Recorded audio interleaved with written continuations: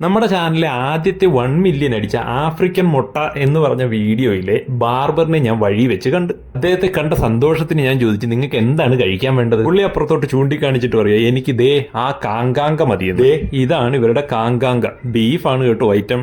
Beef ഒരു മസാലയും വരട്ടെ, അത് ദാ ഇങ്ങനെ ഗ്രില്ല് ചെയ്തെടുക്കും. എന്നിട്ട് ഒരു ഹാഫ് കുക്ക് ചെയ്ത് സംഭവം അങ്ങോട്ട് മാറ്റി വെക്കും. ഒരു പ്രത്യേക രീതിയിൽ മുടി പിന്നി ക്ലിപ്പൊക്കെ ഇട്ട് വെച്ചുകൊണ്ടാണ് കേട്ടോ ആശാന്റെ കുക്കിങ്. ഈ അടുപ്പ് കാണാൻ നല്ല രസമുണ്ട് കേട്ടോ. നല്ല നീളത്തിലുള്ള അടുപ്പിൽ ചാർക്കോലാണ് ഇന്ധനം. അങ്ങനെ നമ്മുടെ പുള്ളി കാങ്കാങ്കയുടെ പണി തുടങ്ങി. ഹാഫ് കുക്കാക്കി വെച്ചിരുന്ന ആ ബീഫ് എടുത്ത് വീണ്ടും കുഞ്ഞു കുഞ്ഞു പീസായിട്ട് മുറിച്ച് നേരെ ഗ്രില്ലിലോട്ടിട്ട് ഒന്നുകൂടി കുക്ക് ചെയ്യാൻ തുടങ്ങി. പുള്ളിയുടെ കയ്യിൽ ഈ ബീഫ് മാത്രമല്ല കേട്ടോ, മട്ടനും ഉണ്ട്. ഈ സെയിം രീതിയിൽ തന്നെ പുള്ളി ഗ്രില്ല് ചെയ്ത് കൊടുക്കും.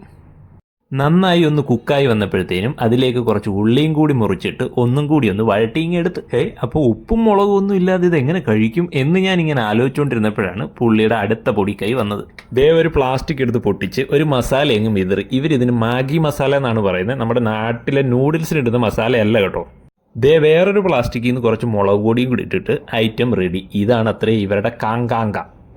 ദേ എന്നിട്ട് അതിനകത്തോട്ട് ഒരു ടൂത്ത് പിക്കും കൂടെ കുത്തി ദാ പൊതിഞ്ഞിങ്ങോട്ട് പുള്ളിയുടെ കയ്യിലോട്ട് കൊടുത്ത്. ഇനി പുള്ളി ഇത് കഴിച്ചു നോക്കിയിട്ട് അഭിപ്രായം പറയും.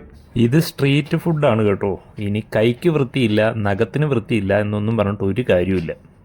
ഇത് പുള്ളി ഒരു പ്ലേറ്റിനകത്തോട്ട് തട്ടിയിട്ട് ആസ്വദിച്ചുള്ള കഴിപ്പ് കണ്ടാലറിയാം ഇത് സിറാലിയോങ്കാരുടെ ഒരു ബെസ്റ്റ് സ്ട്രീറ്റ് ഫുഡാണ്.